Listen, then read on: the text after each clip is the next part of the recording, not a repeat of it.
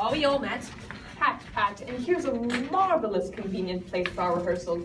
This green plot shall be our stage, this hawthorn brake our tiring house, and we shall do it in action, as we shall do it before the Duke.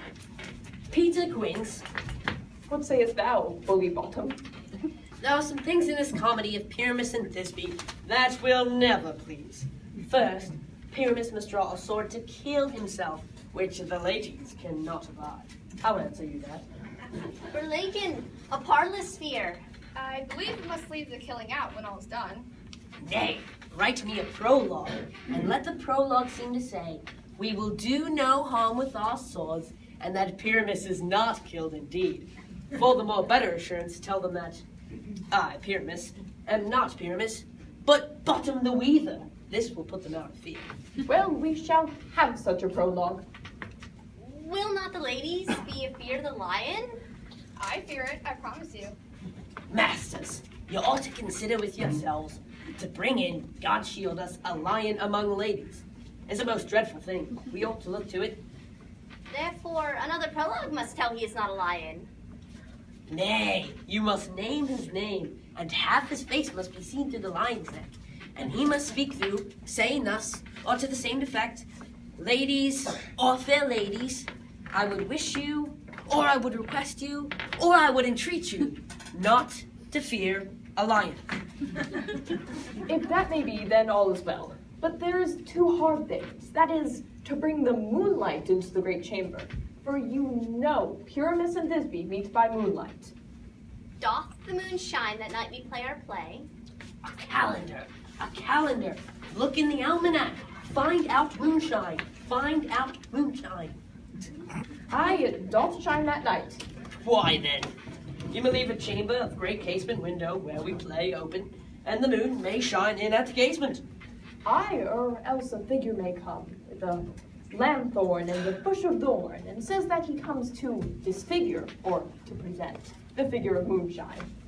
Then there is another thing. We must bring a wall into the great chamber, for the story did say that Pyramus and Thisbe talked through the chink of a wall. You can never bring in a wall. What say you, Bottom?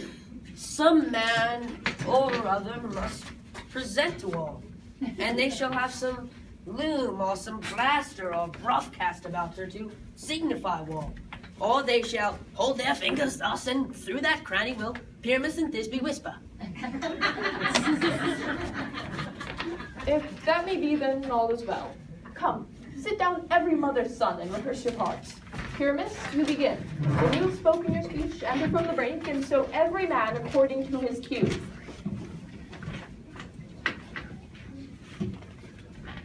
What hempen homespuns have we swaggering here, so near the cradle of the fairy queen? What, a play towards? I'll be an auditor, an actor too, perhaps, if I see cause.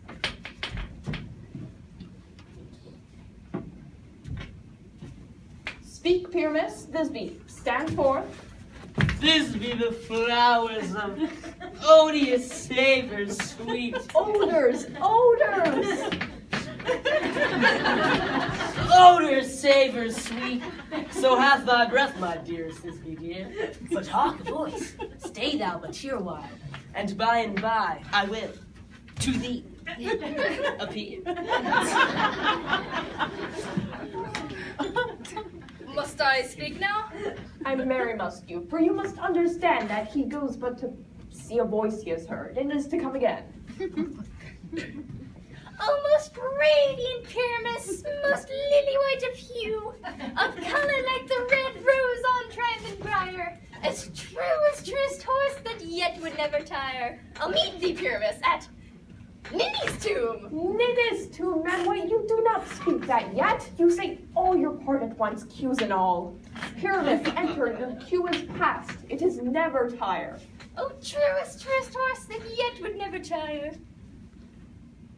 Thisbe, if I were there, I were only thou. Oh, monstrous, oh, strange, we are haunted. Pray, master, fly, master, help! I'll follow you. I'll lead you about around. Sometimes a horse I'll be, sometimes a hound.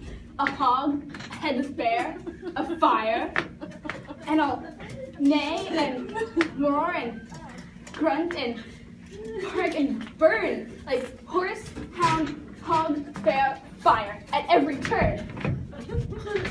Why do they run away? This is a knavery of them to make me afeard.